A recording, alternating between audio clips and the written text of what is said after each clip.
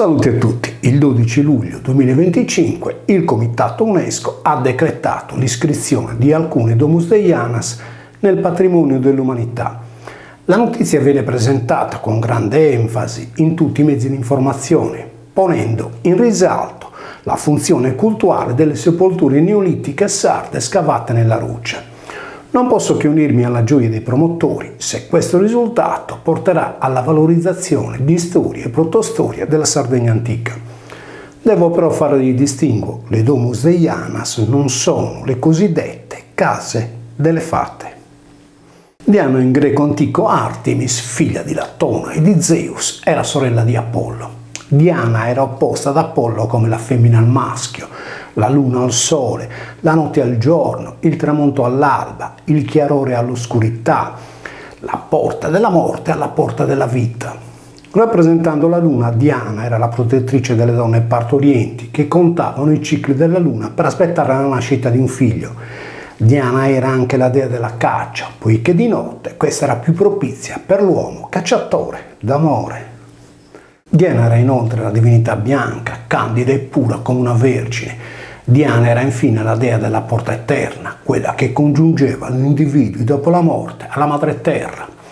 Le Domus Deianas, case di Diana o delle fate, sono scavate sottoterra e nella roccia, proprio per riportare gli esseri mortali dopo la loro dipartita nel ventre della madre terra, da cui sono stati generati.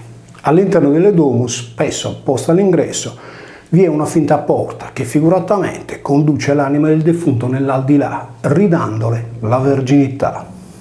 In una commedia di Plauto, una partoriente si affida al momento delle doglie a Juno Lucina, Giunone Lucina o Lucchina, la quale, secondo Varrone, citato da Agostino, sovraintendeva al flusso mestruale.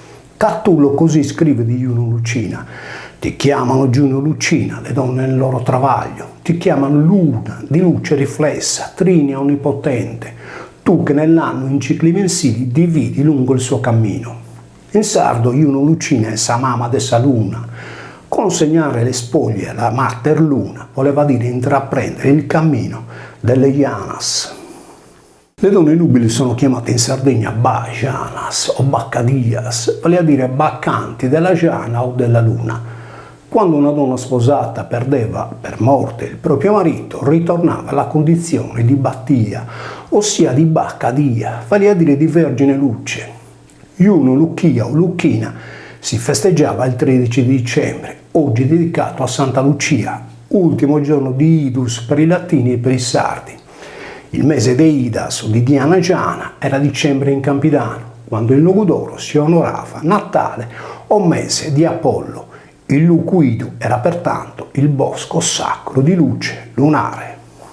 Diana si leggeva Zana, come si pronuncia ancora oggi nel nuorese, il nome della nostra diva lunare primordiale.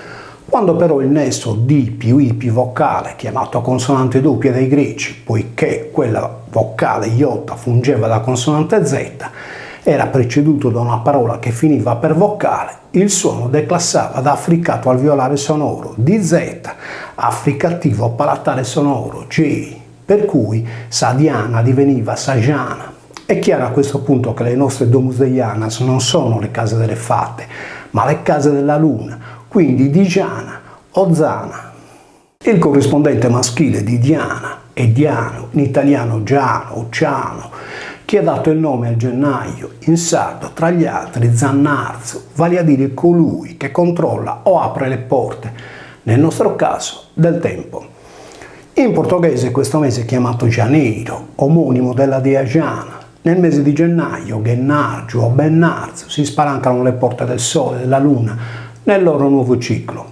Quando il sole si avvicina alla terra, nel mese di Zannarzo, si apre anche la porta del perielio, che traduce letteralmente peri, attraverso il sole, elio.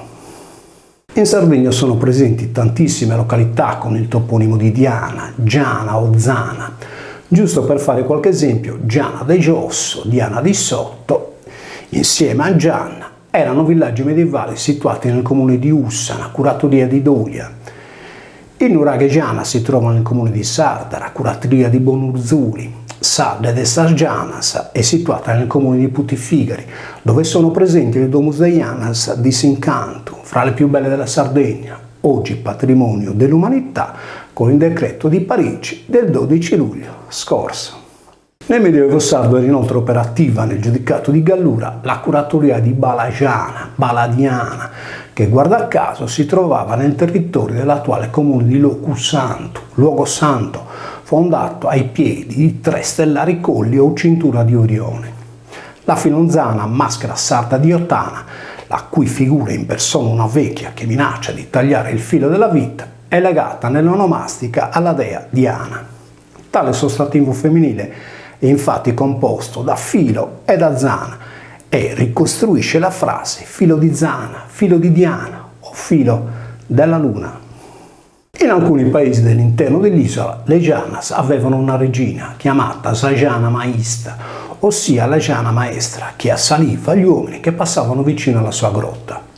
In questo caso è esplicito il riferimento alle Domus Deianas, che erano considerate la stessa stregua di case o grotte della divinità lunare di Diana, Zana o Giana. Con riferimento alle baccanti o fatte della luna si dice ancora in sardo malevadata o benefadata, a seconda del fatto in cui una ragazza fosse presente o meno nelle grazie della dea lunare.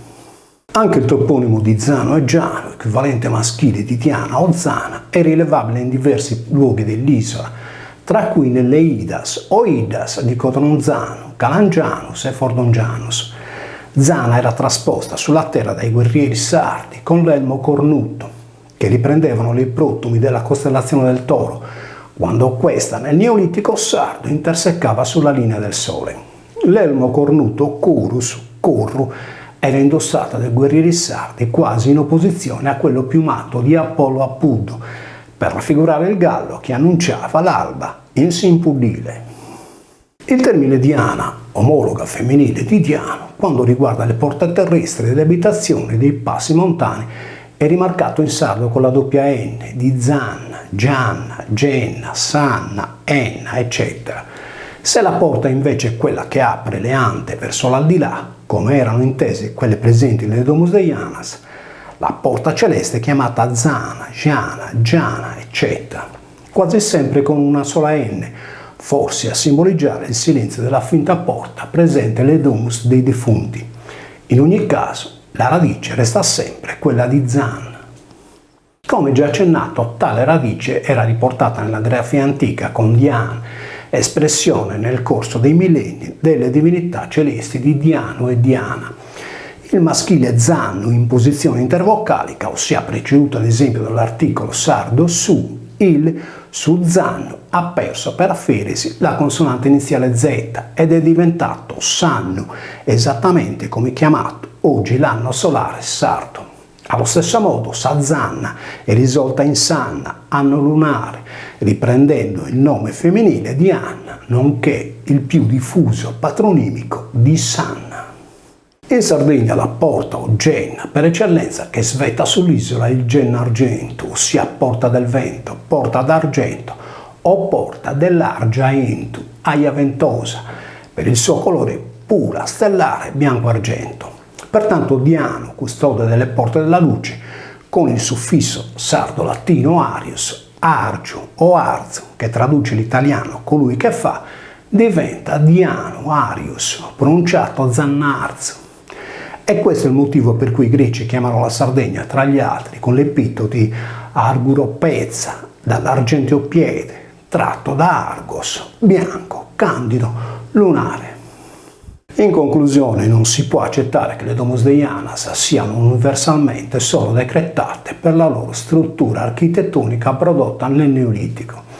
Così come per il canto a tenore, anch'esso patrimonio dell'UNESCO, questi due simboli ancestrali dell'antica civiltà sarda devono essere considerati per la loro cultura primordiale, antropologicamente illuminata dalla lingua sarda. Non si può cantare in tenore eludendo la poesia sarda, così come non si può descrivere la Iana senza tener conto della sua etimologia, ora più che mai. Saludos a tutti.